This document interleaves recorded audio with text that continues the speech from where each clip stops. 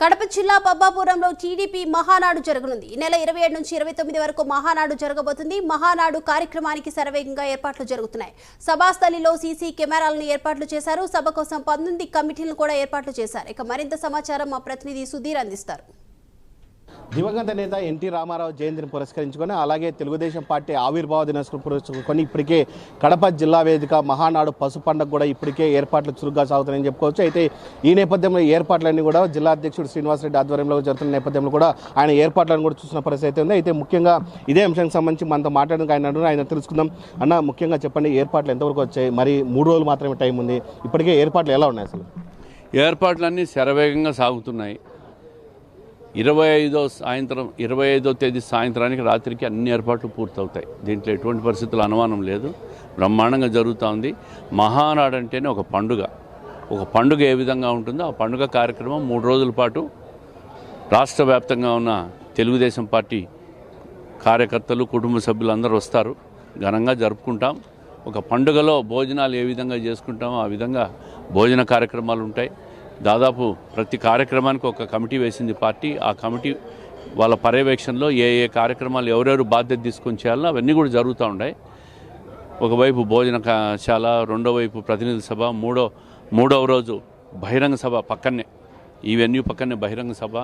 రాయలసీమ నుంచి నెల్లూరు, ఒంగోలు ఏరియాస్ నుంచి కూడా టార్గెట్ చేసి అన్ని ప్రాంతాల నుంచి కూడా భారీగా జన సమీకరణ కూడా చేస్తున్నాం. ఒక బాధ్యత తీసుకొని చేస్తున్నాం. కడప జిల్లాకు, అంటే ఉమ్మడి కడప జిల్లాకు వచ్చిన మొట్టమొదటి అవకాశం ఇది. సమిష్టిగా ఎమ్మెల్యేలు, ఇన్ఛార్జీలు, పార్టీ నాయకులు అందరం కలిసి సమిష్టిగా ఈ బాధ్యత తీసుకొని చేస్తున్నాం. అదేవిధంగా రాష్ట్ర స్థాయి నుంచి కూడా మంత్రులు చాలామంది కూడా వచ్చారు. పార్టీ రాష్ట్ర అధ్యక్షులు పల్లా శ్రీనివాసరావు గారు వాళ్ళు కూడా ఇక్కడే 2 రోజుల నుంచి ఉండి మకాం వేసి పర్యవేక్షిస్తూ ఉన్నాడు. అన్ని కార్యక్రమాలు కూడా సజావుగా జరుగుతున్నాయి. ప్రకృతి అన్నిటికంటే కూడా సహకరిస్తూ ఉంది.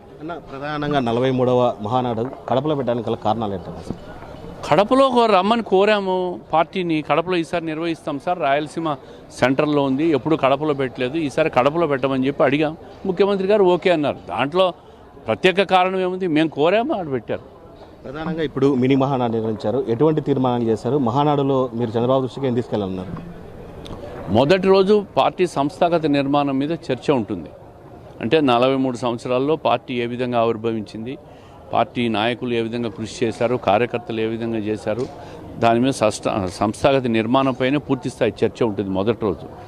రెండవ రోజు రాష్ట్రంలో 22 సంవత్సరాల్లో చేసిన అభివృద్ధి కార్యక్రమాల మీద,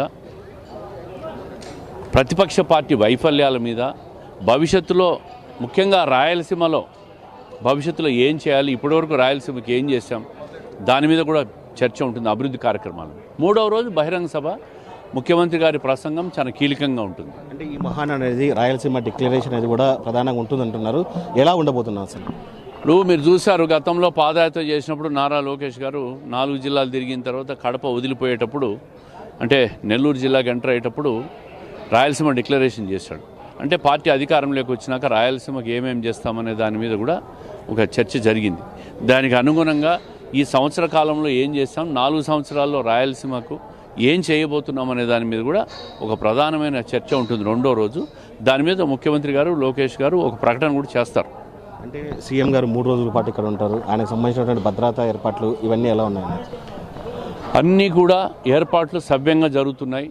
ముఖ్యమంత్రి గారి భద్రత కావచ్చు, ఇతర మంత్రులు అందరూ, దాదాపు 18 మంది మంత్రులు, వాళ్ళందరూ ఇక్కడే ఉంటారు. మీడియా ప్రతినిధులు, రాష్ట్ర స్థాయి మీడియా ప్రతినిధులు కూడా వస్తారు, నేషనల్ మీడియా కూడా వస్తుంది.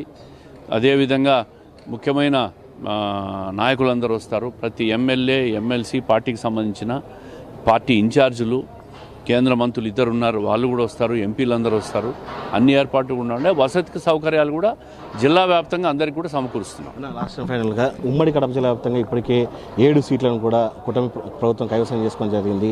ఈ మహానాడు సభతో కూడా జగన్ పూర్తి స్థాయిలో డీలా పడే అవకాశాలు ఉన్నాయి. మీరు నిన్న మీడియాలో చూశారు జగన్ డీలా పడిన విషయం. నా దగ్గర డబ్బులు లేవు, ఎవరైనా డబ్బులు ఉంటే ఇవ్వండి, పార్టీ నడుపుతాను, నేను పార్టీ నడపలేకుండా అని చెప్పినాడు. ఈ మహానాడు ఎవరికి ఎందుకు? ఆయనకు ఆయన ఒప్పుకున్నాడు కదా, పార్టీ నడపలేను, డబ్బులు ఎవరన్నా ఇవ్వండి, నా దగ్గర డబ్బులు లేవని చెప్తున్నాడు ఆయన. ఇంకా చాలు, ఆయన ఎక్కడ నడుపుతాడు పార్టీని?